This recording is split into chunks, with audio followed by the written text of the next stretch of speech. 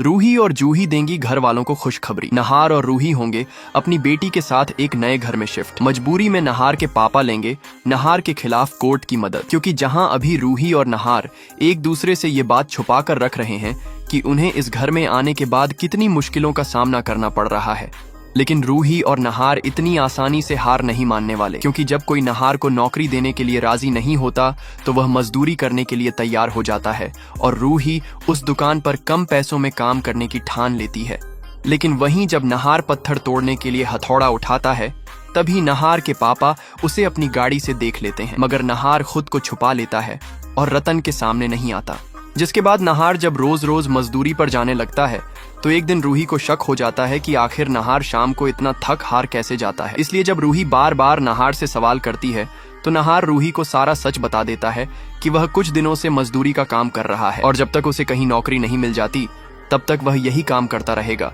जिसे सुनकर रूही को नहार के लिए काफी दुख होता है और वह भगवान से प्रार्थना करती है कि जल्द ही नहार को एक अच्छी नौकरी मिल जाए, जिससे रूही की प्रार्थना रंग लाती है और नहार को एक कंपनी में काम मिल जाता है। साथ ही रूही को यह भी पता चलता है कि वह प्रेग्नेंट है, जिससे रूही जब नहार को यह सब बताती है कि नहार पापा बनने वाला है तो यह जानकर नहार को काफी खुशी होती है और उसे यह सब एक चमत्कार की तरह लगता है, क्योंकि नहार डॉक्टर की इस बात को सच मान बैठा था कि रूही कभी मां नहीं बन सकती। जिसके बाद नहार रूही से कहता है कि उनका बच्चा उनके लिए खुशियां लेकर आया है,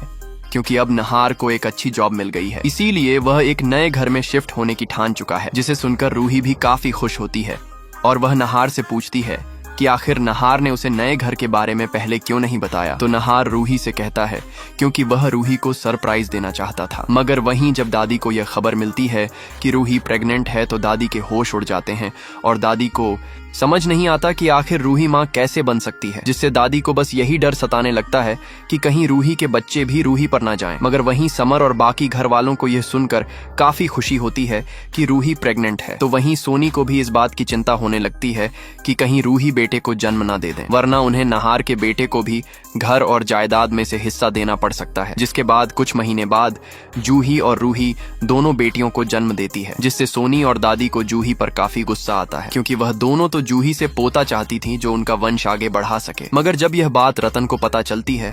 तो वह एक बार फिर से सोनी और दादी को खूब डांट लगाता है कि आखिर वह दोनों खुद औरत होकर ऐसी सोच कैसे रख सकती है जहां समर की बेटी हुई है। इस बात से सोनी थोड़ी परेशान तो होती है, मगर रूही की बेटी के बारे में सोचकर सोनी को काफी तसल्ली मिलती है, क्योंकि उसे लगता है कि अगर रूही बेटे को जन्म दे देती तो मुश्किल हो जाती। जिसके बाद जल्द ही नहार और रूही उस बस्ती को छोड़कर एक नए घर में शिफ्ट होते हैं और नहार का काम देखकर उसे कंपनी में प्रमोशन भी मिलता है, जहां रूही और नहार अपनी बेटी की खूब अच्छे से परवरिश करते हैं। मगर जूही यह सोचकर उदास रहने लगती है कि आज अगर रूही इस घर में होती तो वह दोनों बच्चियों का अच्छे से ध्यान रखती और दोनों बच्चियों को माँ का 2 गुना प्यार मिलता। मगर वहीं रतन भी ठान लेता है कि वह अब हर हाल में रूही और नहार को इस घर में लाकर रहेगा, फिर चाहे इसके लिए उसे किसी भी हद को पार क्यों ना करना पड़े। इसलिए रतन रूही के बच्चे को अच्छी परवरिश देने के लिए और रूही और नहार को घर में वापस लाने के लिए अपने वकील की मदद से कोर्ट में केस डालने का फैसला कर लेता है